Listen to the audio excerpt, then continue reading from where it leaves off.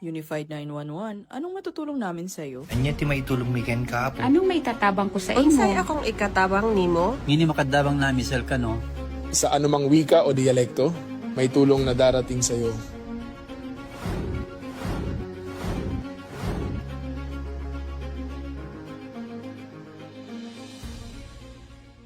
Lilingkod sa bawat Pilipino at magbibigay ng tamang impormasyon para sa tahimik at maayos na Pilipinas. Police News Network, alagad ng batas, tagapagtaguyod ng balitang pulis, sandigan ng mamamayan, patnubay ng katotohanan.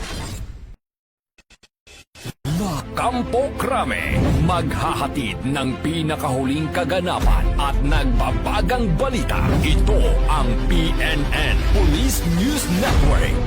At ngayon, ang inyong mga tagapagbalita. Magandang araw, bagong Pilipinas. Ako ang inyong alagad ng batas, tagataguyod ng Balitang Pulis. Patrolwoman Melin Loquias mula sa Eastern Police District. Maghahatid sa inyo ng tamang balita, kwento ng pulis at serbisyo para sa mamamayan. At ito ang PNP News Online, ang pangunahing balita ng Police News Network, alagad ng batas, tagataguyod ng Balitang Pulis.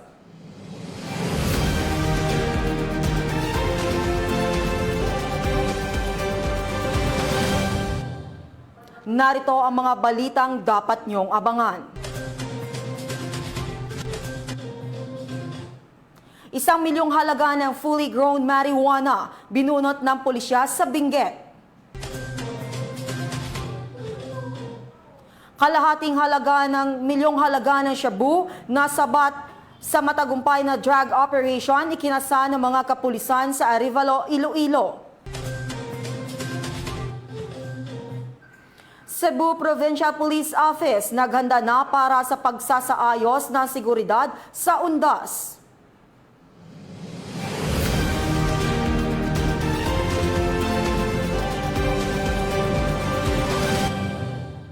Narito ang mga balitang hatid ng ating PNN correspondents mula sa iba't ibang bahagi ng bansa.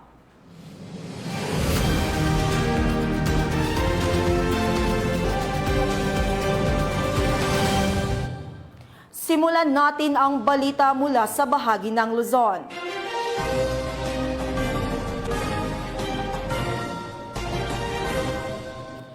Isang matagumpay na operasyon laban sa ilegal na droga ang ikinasa ng Benguet Provincial Police Office matapos nilang matuklasan at binunot ang mga fully grown marijuana plants na may tinatayang halagang aabot sa 1 milyong piso. Ito ang balitang tinutukan ni Police Master Sergeant J. Ford Junicio. Nadiskubre ang 1 milyong halaga ng marijuana plant sa isinagawang marijuana eradication ng kapulisan ng Benguet sa barangay Takadang, Kibungan, Benguet nito lamang Oktubre 28 taong kasalukuyan. Ang matagumpay na operasyon ay dahil sa pinagsanib na pwersa ng mga operatiba sa pangunguna ng Kibungan Municipal Police Station katuwang ang Philippine Drug Enforcement Agency CAR. Nagresulta ang operasyon sa pagkadiskubre ng isang marijuana plantation na may lawak na humigit kumulang 1,000 metro kwadrado na may tanim na 5,000 fully grown marijuana plants na nagkakahalaga ng 1 milyong piso. Bagamat walang nahuling cultivator, lahat ng nadiskubring marijuana plants ay dinokumento, binunot at sinunog sa mismong lugar at ang sapat na sample ay dinala sa Regional Forensic Unit CAR para sa qualitative test. Ang matagumpay na operasyon ay dahil sa pakikipagtulungan ng mga mamamayan bilang pagsuporta sa programa ng ating pamahalaan na whole of the nation approach para maging illegal drug-free ang ating bansa. Mula dito sa Police Regional Office Cordillera, home of the most disciplined cops, ako ang inyong PNN correspondent, Police Master Sergeant J. Ford Junicio, alagad ng batas, tagataguyod ng Balitang Pulis. Maraming salamat, Police Master Sergeant Junicio. Sa isang di inaasahang pangyayari, nagpakita ng huwarang serbisyo at malasakit ang mga tauhan ng Regional Mobile Force Battalion 2 matapos rumisponde at tulungan ang isang ginang na biglang nanganak sa gilid ng kalsada. Ang buong detalye ng balita ay ibabahagi sa atin ni Patrolwoman Richelle Ledesma. Muling makita ng deviating may malasakit ang mga tauhan ng San Luis Forward Operating Base 2 2nd Maneuver Company, Regional Mobile Force Battalion 2. matapos ang isang ginang na nanganak sa gitna ng checkpoint sa Barangay San Luis, Tuaw, Cagayan noong ika-28 ng Oktubre taong kasalukuyan. Habang nagsasagawa ng checkpoint operation, ang mga kapulisan ng nabanggit na unit, isang kulong-kulong tricycle ang huminto sa checkpoint. Nalulan si Ginang Natalie Z. Cabunag, 21 anyos, residente ng nasabing barangay, kasama ang kanyang asawa na si Ginoong Daniel R. Bumatay, 26 na anyos. Habang nagkikipag-usap ang mga kapulisan sa mag-asawa ay bigla na lamang ininda ni Ginang Cabunag ang matinding pananakit at nagsimulang manganak. Walang atubili na tumugon si Police Master Sergeant Benjo Tumbali, Assistant Team Leader. At maingat na tinulungan ang ginang sa kanyang panganganak, ligtas na nailuwal ng ginang ang isang malusog na sanggol bandang alas 3:38 ng madaling araw. Kaagad din dinalang mag-ina sa Bulaga District Hospital para sa kaukulang medical na atensyon. Ayon sa ulat, nasa ligtas at maayos na kalagayan ang mag-ina. Pinuri naman ni Police Brigadier General Antonio P. Maralag Jr., Acting Regional Director ng Police Regional Office 2, ang kabayanihan at mabilis na aksyon ng mga tauhan ng Regional Mobile Force Battalion 2. Anya, ipinakitang malasakit at kabayanihan ng mga kapulisan ang kanilang taos-pusong serbisyo sa mamamayan. Tunay na may pagmalaki natin ang ganitong uri ng serbisyong may puso, isang halimbawa ng ating advokasya tungo sa isang ligtas at bagong Pilipinas, dagdag ni Police Brigadier General Maralag. Ang insidenteng ito ay sumasalamin sa bagong PNP na may serbisyong mabilis, tapat at nararamdaman tungo sa ligtas na bagong Pilipinas. Dito sa Lambak ng Cagayan, ako ang inyong PNN correspondent, Patrolwoman Ledesma, alagad ng batas, tagataguyod ng Balitang Pulis. Maraming salamat, Patrolwoman Ledesma. Isang malaking tagumpay ang naitala ng Angeles City Police Office laban sa illegal na droga matapos nilang maaresto ang dalawang itinuturing na high-value individuals sa isang buy-bust operation kagabi. Patrolwoman Gilly Peña sa balita. Dalawang high-value individuals ang naaresto sa isang matagumpay na anti-illegal drug operation na isinagawa ng mga tauhan ng Angeles City Police Office sa ilalim ng pamumuno ni Police Colonel Joselito E. Villarosa Jr., City Director sa tapat ng Tres Marias Resort, Phase 5, Barangay Kutud, Angeles City. Kinilala ang mga suspect na sina alias Jaime, 18 taong gulang, residente ng Hadrian Tree Mountain View, Barangay Balibago, at alias Kiko, 29 na taong gulang, residente ng Pinpin Compound, Sitio Pader, Barangay Pulong Maragol, Angeles City. Ayon sa ulat, isinagawa ng pinagsanib na puwersa ng City Police Drug Enforcement Unit bilang lead unit kasama ang City Intelligence Unit at Police Station 3 ang isang buy-bust operation laban sa mga suspect. Nagresulta ang operasyon sa pagkakaaresto ng dalawa at pagkakakumpiska ng tinatayang 100 grams ng hinihinalang shabu na may standard drug price na aabot sa 680,000 pesos. Ang mga naarestong suspect at mga nakumpiskang ebidensya ay dinala sa tanggapan ng Angeles City PNP para sa wastong dokumentasyon at disposisyon. Mahaharap sila sa kasong paglabag sa Sections 5 at 11 ng RA 9165 o ang Comprehensive Dangerous Drugs Act of 2002. Ang matagumpay na operasyon ay patunay ng patuloy na kampanya ng kapulisan ng Angeles City laban sa illegal na droga, alinsunod sa direktiba ni Acting Chief PNP Police Lieutenant General Jose Melencio C. Nartates Jr. na palakasin ang operasyon kontra sa mga gumagamit at nagbebenta ng mga illegal na droga upang mapanatili ang kapayapaan at kaayusan sa komunidad. Mula dito sa gitnang Luzon, ako ang inyong PNN correspondent, Patrolwoman Gilly Advincula Peña, alagad ng batas, tagataguyod ng Balitang Pulis. Maraming salamat, Patrolwoman Peña. Nagatid ng saya sa mga bata sa isinagawang Halloween Trick or Treat activity sa Police Regional Office 1. Police Corporal J. Del Mendo, ibalita mo. Spreading smiles and sweet treats. Isang araw ng kasiyahan, makulay na kasuotan at pagkakaisa ang ipinamalas ng Police Regional Office 1 sa isinagawang Halloween Trick or Treat para sa mga PNP dependents at mga mag-aaral ng Child Development Center sa Brigadier General Oscar M. Floredo. nagmistulang masayang lugar ang buong kampo habang ang mga batang kalahok na nakasuot ng malikhaing costume ay bumisita sa iba't ibang opisina sa loob ng kampo upang mangolekta ng mga candy at iba pang mga treats. Ang aktibidad ay nagbigay diin sa pagkakaroon ng pamilyang kapaligiran sa loob ng organisasyon. Personal na dinaluhan ni Police Brigadier General Dindo R. Reyes, Regional Director ng Police Regional Office 1, kasama ang mga miyembro ng Command Group at Regional Staff ang naturang programa. Ipinakita nito ang malasakit ng PRO1 hindi lamang sa pagbibigay ng serbisyo publiko, kundi pati sa pagtataguyod ng samahan at diwa ng pamilya sa hanay ng PRO1 community.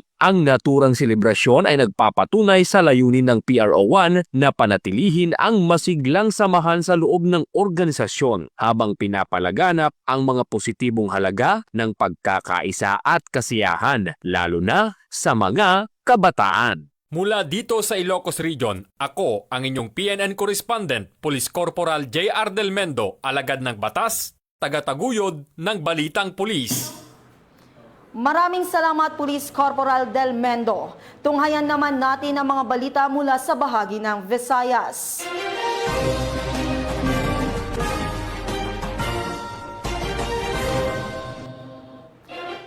Isang matagumpay na operasyon laban sa ilegal na droga ang isinagawa ng pulisya matapos makumpiska ang tinatayang kalahating milyong halaga ng shabu sa Arevalo, Iloilo. Ito ang balitang tinutukan ni Patrolwoman Julibel Alvior.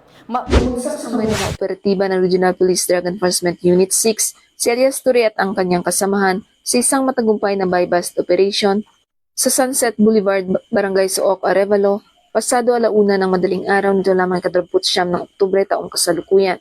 Kinilala ang mga suspect na sina Elias Ture, 29 anyos, may asawa at 3 anak, delivery rider at residente ng Zone 5, Barangay Kalumpang, Molo, pangunahing target at alias Renel, 32 anyos, may asawa at 2 anak, tricycle driver at residente ng Barangay Santa Filomena, Arevalo. Ayon kay Elias Ture, napilitan naman siyang pumasok sa iligal na gawain dahil sa kahirapan at kakulangan ng kita bilang delivery rider. Inamin din niyang nagsisisi siya sa kanyang nagawang kasalanan at handang harapin ang mga parusa sa batas.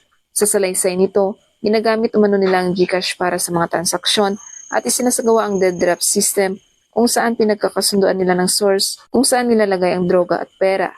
Sa naging pahayag ni Police Major Marvin Villanueva, Deputy Chief ng RPDEU 6, inilahad nito na halos 1 buwan nilang minanmanan ang mga suspect bago isinagawa ang operasyon. Dagdag pa niya, malawak ang sakop na operasyon ng grupo ni Ture, kabilang na ang ilang bahagi ng Iloilo City at ilang bayan sa probinsya. Nasamsam kay Ture ang isang sachet ng hinihinalang shabu na binili gamit ang 12,500 pesos na marked money. Nang siya ay kapkapan, nakuha pang 3 karagdagang sachet at 2 knot-tied na pakete ng shabu sa kanyang itim na sling bag. Samantala, 2 sachet pa ng hinihinalang shabu ang nakuha kay Renel na nakatago sa kanyang helmet. Nakuha rin sa kanila ang 2 Android cellphone at iba pang mga non-drug items. Sa kabuuan, umabot sa humigit kumulang 85 gramo ang timbang ng nakumpiskang droga na may tinatayang halagang 578,000 pesos. Kasalukuyan ang nasa kusadiya ng ICPS 6 Arevalo PNP ang 2 suspect at naharap sa kasong paglabag sa Republic Act 9165 o ang Comprehensive Dangerous Drugs Act of 2002. Ang pagkakasamsam na may higit kalahating milyong pisong halaga ng droga ay isang malaking hakbang ng Iloilo PNP upang maprotektahan ang mga mamamayan mula sa bisyong sumisira sa katawan at kinabukasan. Sa patuloy na kampanya ng PNP, layunin nitong makamit ang isang lipunang malusog, produktibo at malaya sa droga. Dito sa Western Visayas, ako ang inyong Police News Network Correspondent, Patrolwoman Julibel Alvior, alagad ng batas, tagataguyod ng Balitang Pulis. Maraming salamat Patrolwoman Alvior. Naka-full alert na ang Cebu Provincial Police Office at lahat ng city at municipal police stations sa lalawigan bilang paghahanda sa paggunita ng Undas 2025. Ihatid yan ni Patrolwoman Flora May Asares. Napakita ng pagkakaisa, disiplina at kahandaan ang Cebu Police Provincial Office at ang mga kaalyadong puwersang pangkapayapaan at pangsiguridad sa pamamagitan ng pagsasagawa ng Show of Force and Equipment Inspection para sa Ligtas Undas 2025. Ito ay isang patunay ng kanilang hindi natitinag na pangako sa kaligtasan at kaayusan ng publiko sa taon ng pagdiriwang ng Undas. Nakiisa ang CPPO, ang Armed Forces of the Philippines, Bureau of Fire Protection, Bureau of Jail Management and Penology, Philippine Coast Guard, Philippine Drug Enforcement Agency, Provincial Disaster Risk Reduction and Management Office, mga dedikadong force multipliers at mga volunteers na kung saan lahat ay nakatayo bilang isang Cebu security team na handang maglingkod at magprotekta. Ang aktibidad ay nagpapakita ng operational strength, interagency coordination, at kahandaan ng mga peacekeeping unit ng Cebu. Mula sa mobility assets hanggang sa rescue equipment, ang bawat kagamitan at unipormadong tauhan ay kumakatawan sa iisang layunin na tiyaking maipagdiwang ng bawat Cebuano ang Undas 2025 ng payapa at maayos. Sa pamumuno ni Police Colonel Abubacario Mangilin Jr., Provincial Director ng Cebu Police Provincial Office at ang buong suporta ni Gov. Pamela S. Baricuatro, ang buong puwersa ng Cebu PNP ay nananatiling mapagbantay. Sa katunayan, nagpakalat na rin ang mga tauhan sa mga sementeryo, transport hub at mga pangunahing lansangan upang matiyak ang isang mapayapa, maayos at makabuluhang pagdiriwang ng panahon. Mula dito sa Central Visayas, ako ang inyong Police News Network Correspondent, Patrolwoman Flora May Asares, alagad ng batas, tagataguyod ng Balitang Pulis. Maraming salamat, Patrolwoman Asares. Walang takas sa batas ang isang individual na may kasong attempted homicide matapos itong arestuhin ng mga otoridad sa Eastern Samar. Patrolwoman Cristel Palafox sa balita. Nahuli ng mga otoridad ang isang lalaking wanted person na may kasong attempted homicide sa Barangay Santo Tomas, Sulat, Eastern Samar. Naresto ang akusado bandang alas 10:30 ng umaga ng mga tauhan ng Sulat Municipal Police Station kasama ang Eastern Samar Provincial Intelligence Unit, 801st Maneuver Company, Regional Mobile Force Battalion 8 at Regional Intelligence Division, Regional Special Operations Unit 8. Sa bisa ng warrant of arrest para sa kasong attempted homicide na may nirekomendang piyansa na 36,000 pesos para sa pansamantalang kalayaan. Dinala ang akusado sa Sulat MPS para sa kaukulang dokumentasyon at tamang disposisyon. Ang operasyon ay naging matagumpay sa pakikipagtulungan ng mamamayan upang mapaigting ang kampanya kontra kriminalidad para mapanagot ang mga taong may sala sa batas at mapanatiling ligtas ang komunidad tungo sa bagong Pilipinas. Mula dito sa Eastern Visayas, ako ang inyong PNN correspondent, Patrolwoman Palafox, alagad ng batas, tagataguyod ng Balitang Pulis. Maraming salamat, Patrolwoman Palafox. Narito naman ang mga balita mula sa bahagi ng Mindanao.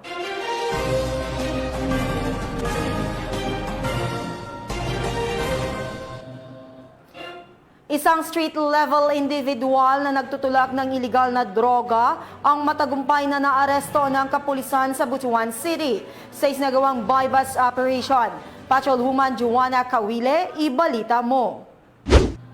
Hindi napigilan ang pagluha ng isang babae na nakilalang si alias Christy, 25 anyos, may asawa at walang trabaho matapos siyang mahuli ng mga otoridad sa isang matagumpay na bypass operation sa Barangay San Ignacio, Butuan City. Ayon sa ulat ng pulisya, nasamsam mula sa suspect ang tinatayang 5 gramo ng shabu na may halagang 34,000 pesos at 500 na mark money na ginamit sa operasyon. Kinilala si alias Christy ng mga otoridad bilang isang street-level individual o street-level drug personality. Ang operasyon ay pinangunahan ni Police Lieutenant Bonifacio Castro Jr., Assistant Station Commander kasama ang Station Drug Enforcement Unit at ang puwersa ng Butuan City Police Station 1. Ayon sa mga pulis, ang matagumpay na operasyon ay patunay ng kanilang walang humpay na kampanya laban sa pagkalat ng iligal na droga upang mapanatili ang kaligtasan at kapayapaan ng komunidad. Sa kasalukuyan, nakakulong na sa Station 1 Detention Facility sa Cabella Homes si alias Christy habang inihahanda ang kasong paglabag sa Republic Act 9165 o Comprehensive Dangerous Drugs Act of 2002 laban sa kanya. Mula dito sa Police Regional Office 13, ako ang inyong PNN correspondent, Patrolwoman Joanna Kawili, alagad ng batas, tagataguyod ng Balitang Pulis. Maraming salamat, Patrolwoman Kawili. At mga ka-PNN, 56 days na lang, Pasko na!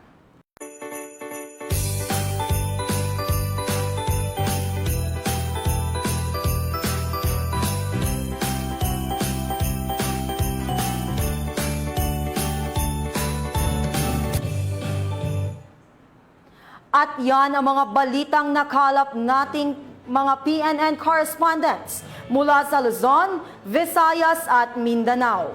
Sa ngalan ng pamunuan ng Philippine National Police, sa pangunguna ni Acting Chief PNP, Police Lieutenant General Jose Melencio Corpuz Nartates Jr. at sa pamumuno ni President Ferdinand Bongbong Marcos Jr., kami ay maglilingkod sa bawat Pilipino at magbibigay ng tama at balanseng balita. Kami ang bagong PNP para sa bagong Pilipinas, serbisyong mabilis, tapat at nararamdaman. Mula rito sa tanggapan ng tagapag-ugnay ng pambansang pulisya, ako ang inyong alagad ng batas, tagataguyod ng Balitang Pulis.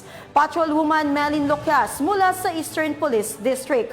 Maghatid ng tamang balita, kwento ng pulis at serbisyo para sa mamamayan.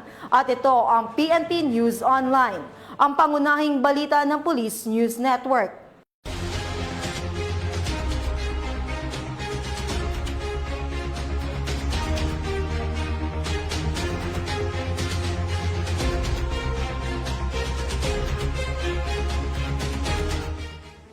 Police News Network, alagad ng batas, tagapagtaguyod ng balitang pulis.